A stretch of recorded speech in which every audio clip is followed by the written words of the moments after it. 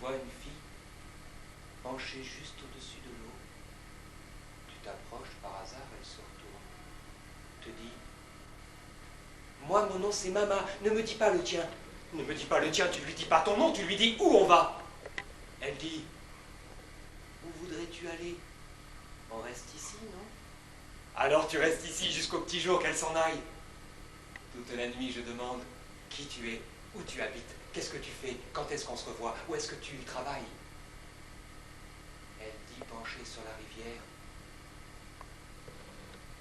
je ne la quitte jamais. Je remonte le canal et reviens près de la rivière. Je regarde les péniches, je regarde les écluses, je cherche le fond de l'eau. Je m'assieds au bord où je me penche au-dessus. Moi, je ne peux parler que sur les ponts ou les berges, et je ne peux aimer que là. Tout le jour, je m'ennuie, et chaque soir, je reviens près de la rivière. Et on ne se quitte plus jusqu'à ce qu'il fasse jour. Et alors, elle s'est barrée. Puis je l'ai laissée se barrer sans bouger. Le matin, c'est plein de monde et de bruit. On ne peut pas rester sans bouger en plein milieu du pont. Alors, dans la journée, j'ai écrit sur les murs « Maman, je t'aime. Maman, je t'aime. » Sur tous les murs, pour qu'elle ne puisse pas ne pas l'avoir lu. Je serai sur le pont, maman. Le pont de l'autre nuit. Tout le jour, j'ai couru comme un fou. Maman, maman, maman. J'ai écrit comme un fou, partout. Et la nuit, j'attendais, en plein milieu du pont. Et dès qu'il a fait jour, j'ai recommencé les murs, tous les murs, pour que ce ne soit pas possible qu'elle ne tombe pas dessus.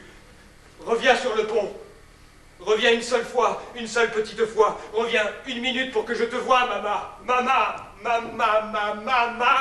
mais merde, comme un con. J'ai attendu 1 nuit, 2 nuits, 3 nuits et plus. J'ai fouillé tous les ponts. J'ai couru plusieurs fois de l'un à l'autre.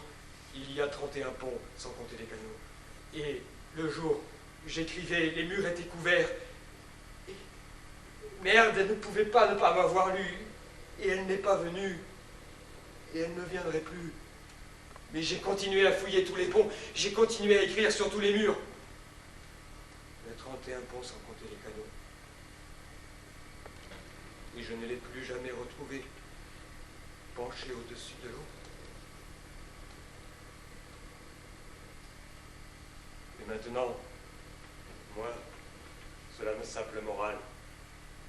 Parce que cela brouille tout lorsque ça va trop loin.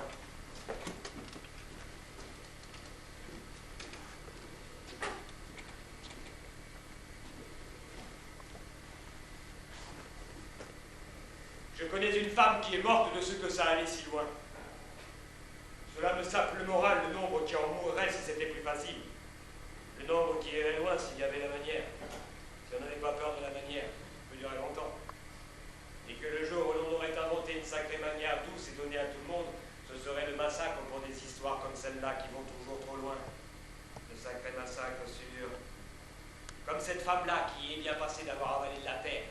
Elle va dans les cimetières, elle prend de la terre dans ses mains, elle creuse à côté des tombes, et elle l'avale. Ces histoires-là, si on s'écoute, si on se laisse aller, cela pour en cingler.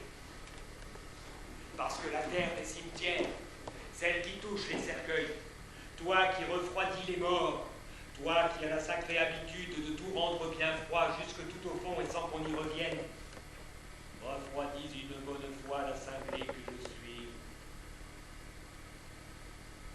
Mais qui lui a raconté que ce coup-là marchait à cette cinglée de pute avalant de la terre? On lui a raconté ce coup-là, cela me sape le moral. Une vieille autre pute, sûrement qui a des recettes. Mais tout le monde n'avale pas de terre. Si la matière a été inventée à la place de la terre, une petite poudre légère, qu'on ne sent pas passer, gratuite pour tout le monde, et qui vous met à l'aise pour quand ça va trop loin. Le monde se refroidirait à la première histoire. Car les toutes petites, les plus petites vont loin et vous brouillent complètement. Pourtant, celle que je te dis, c'était une pute. Je l'avais vue une nuit dans la rue à une fenêtre d'un 4e étage et l'ai suivie depuis jusqu'au cimetière. Mais comment croire ça d'une pute, même elle devienne scindée? Je se montrerai tout à l'heure la fenêtre. Maintenant, je suis plutôt pour faire mon coup et me barrer. Ça va pour toi? Correct? Et me barrer.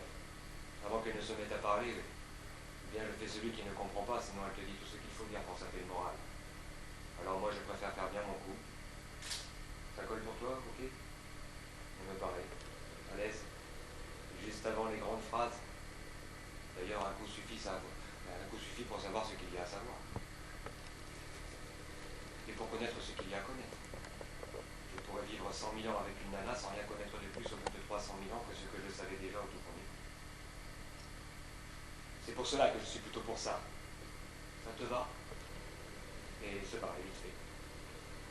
Sachant ce qu'il y a à savoir, pensant ce qu'il y a à penser, ayant mon idée là-dessus. Parce que mec, qu'est-ce que tu crois? Comment avoir une idée sur quelqu'un sans avoir baisé avec elle? 100 000 ans avec elle sans baiser, tu ne sais toujours rien que les grandes phrases qui te rendent dingue. Qu'est-ce qu'on connaît d'elle avec les grandes phrases? Si tu ne sais pas comment elle est avant, si tu ne sais pas comment elle bouge, comment elle respire, si on n'écoute pas longtemps le bruit et le temps qu'elle met pour une respiration, si tu lui parles et qu'elle te plaît vraiment bien, qu'elle ne dit rien, garde tout en secret juste pour toi et pour elle. Qu'est-ce qu'on connaît de quelqu'un si on ne sait pas comment elle respire après avoir baisé? Où elle pose son visage, comment il est maintenant? Plus le temps est long,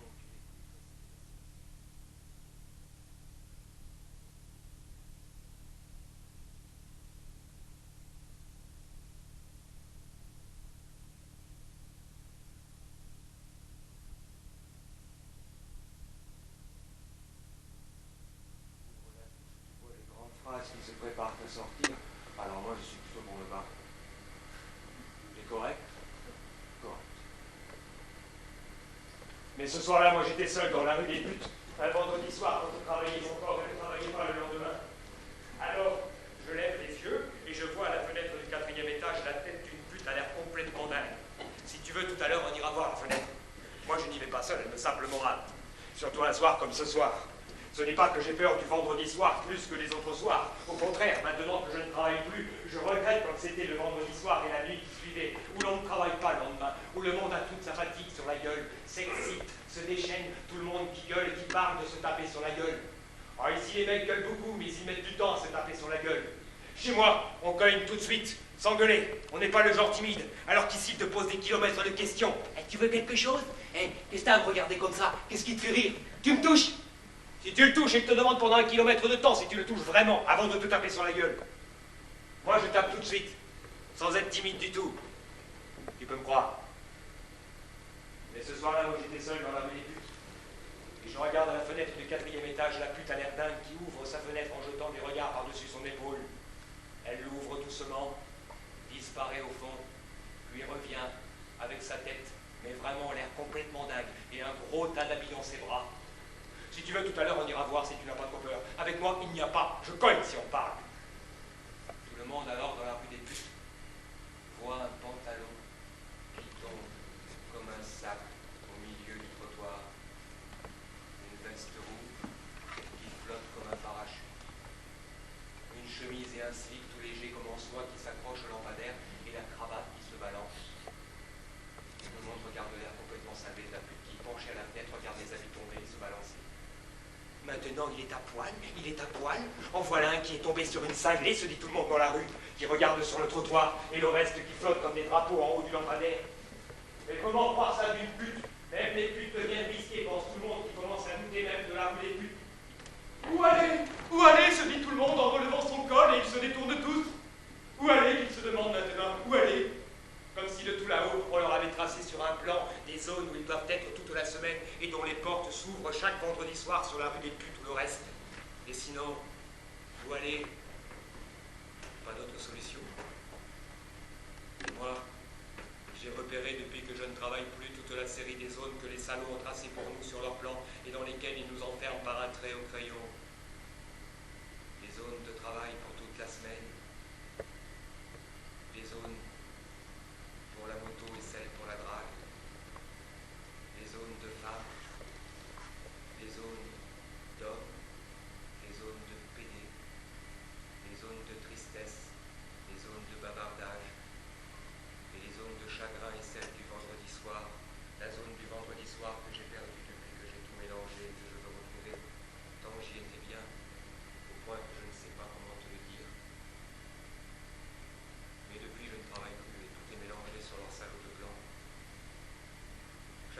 chercher où était le vendredi soir, où j'étais bien, sans travail demain.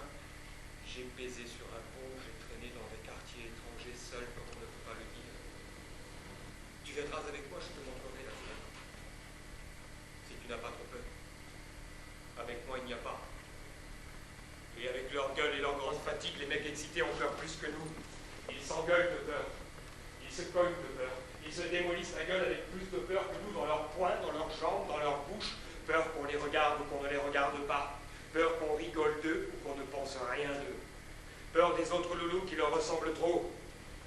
Et bien plus de peur encore pour ceux qui ne leur ressemblent pas du tout. Tu viendras avec moi, je te montrerai la fenêtre où la pute regardait les habits qui se balancent.